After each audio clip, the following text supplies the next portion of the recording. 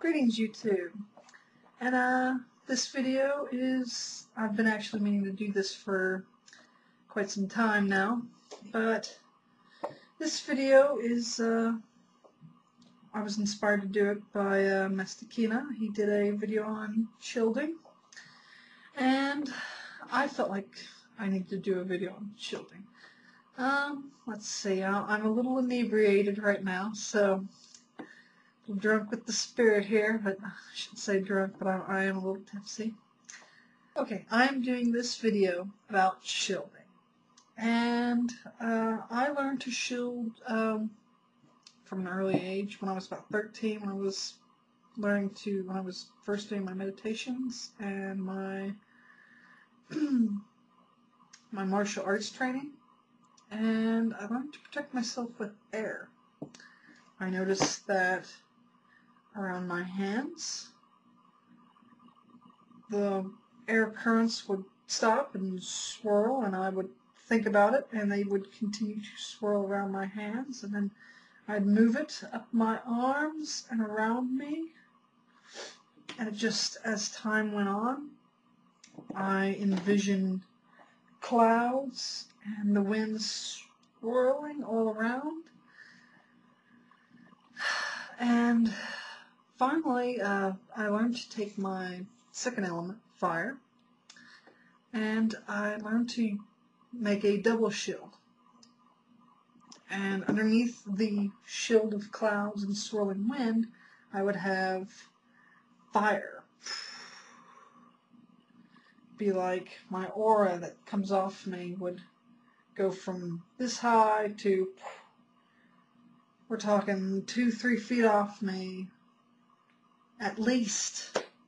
It would be silver flames, and I would focus this heat, this energy, this fire as my second shield, and I would protect myself with that. So if anything tried to pierce through and penetrate my first shield, it could hit with the fire. Now, in my dreams, which I will do a whole other video on this, I do a lot of whenever I'm in a situation in my dreams or on the astral plane in which I find myself in some trouble, I use the fire shield. And I actually wanted to show a book here to you. It's one that I found a few years ago. I read it. It's an excellent book. I'm going back through it for the third time to bookmark it and highlight certain areas. And it is this book, The Witch's Shield. Very good book. Very good book. Excellent, excellent book. So as you can see, I got some underlining here. Some good stuff in here. Wonderful book about shielding. And Mastakina's video about shielding was very insightful, and even though it was the basics, it's always good to start from the fundamentals. Have a good foundation, and everything else just gets built much quicker. My advice to you, if you're starting out shielding for the first time, go with what your birth sign element is. If you are a Pisces, go with water. Or if you're a Pisces, a Scorpio, a Cancer, go with water. If you're a Capricorn, a Taurus, a Virgo, do earth. If you're an Aquarius, a Libra, a Gemini, go with air. Oh, excuse me. If you're Aries, Leo, Sagittarius, go with fire.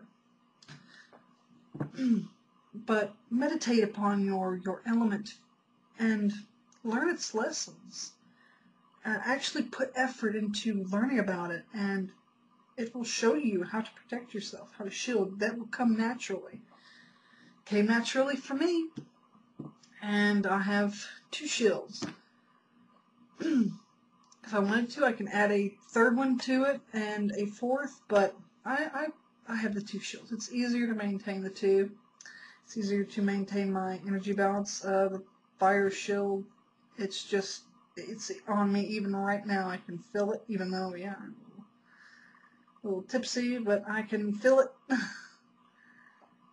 I can definitely feel it, and at my wall, I can see it. It's coming off me about yay high right now. It's not a little higher, and it looks like silver flames. It's the only time I can see the color of my aura. Otherwise, the air just swirls around me, and I feel it, even though, yes, I have a fan going right now. As long as I have that movement of air, I'm very aware and attuned to my element through the sense of touch, and even at fire, attuned to it through the sense of touch. Do your study, do your meditation. If your element's fire, focus on fire. If it's water, focus on water, etc., etc., etc. And when you get into the advanced stuff, that's when you start figuring out, like with water, what's one of the best ways, what are some of the examples you could use water? Well, you could envision a current of water, a river rushing from you to whatever you want to protect yourself against. Or you could envision the water swirling around you, and you'd be at the bottom of a deep ocean, hidden in the black depths. Or you could surround yourself with the water and freeze it and be hidden behind a wall or armor of ice. Like I said, I use swirling clouds. I use armor of fire. Like I said, my main totem's the phoenix, so I can't help it. Ever since I learned the fire, I cannot turn it off. I overheat really easily. I've done some pretty interesting things with fire, and with chi energy. Been some pretty interesting stuff with that.